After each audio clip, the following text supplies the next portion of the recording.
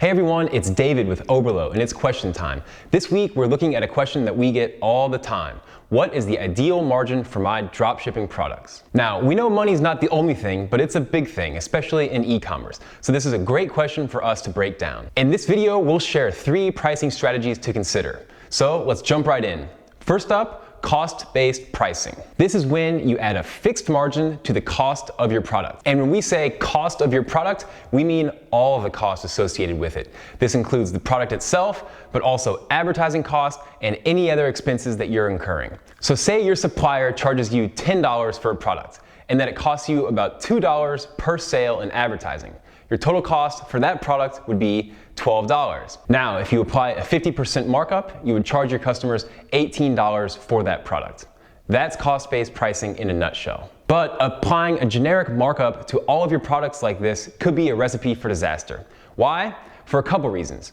First off, you're not taking your competitors into account. They might be selling the exact same product for much less than you are, and that'll make it pretty hard to make sales. Or they might be selling it for way more than you are, in which case they'll make more profit and have a larger advertising budget to leave you and your store in the dust. And secondly, cost-based pricing completely disregards the customer's perspective. Customers don't care about your costs or your profit margin. They only care about how much value the product provides them. So if your customers think it's too expensive, you won't make any sales. And if you underprice your product, you won't make as much profit as you could. Bottom line, using a cost-based pricing strategy on its own isn't the best idea. So let's also look at competitor-based pricing. This is when you check how much your competitors are selling their products for, and then you price yours similarly. This is the easiest way to price your products. It removes the calculations and it lets you just mimic the competition. But customer-based pricing isn't perfect either.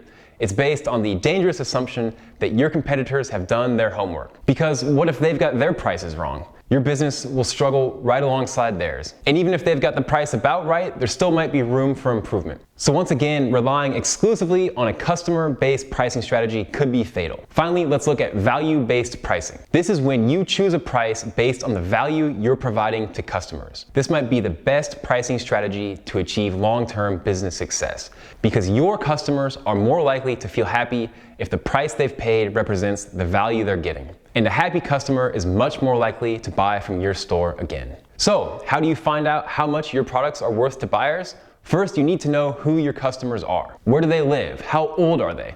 You can do some research inside of Facebook Audience Insights and Google Analytics to get a better idea of the type of people that are visiting your site. And then ask, how important is your product to them? Does it solve a direct problem, or is it a luxury item? Next, check out your competitors and see who's liking and commenting on their posts. This is especially useful if you're just starting out. So, in summary, when pricing your products, you need to take 3 things into account: the cost associated with your product, how much your competitors are selling it for, and how much your customers value your product. Those first 2 are pretty easily quantifiable. The last one will require some testing and studying, but that's fine. Pricing your products is an ongoing process that takes time to get right. So don't be afraid to experiment.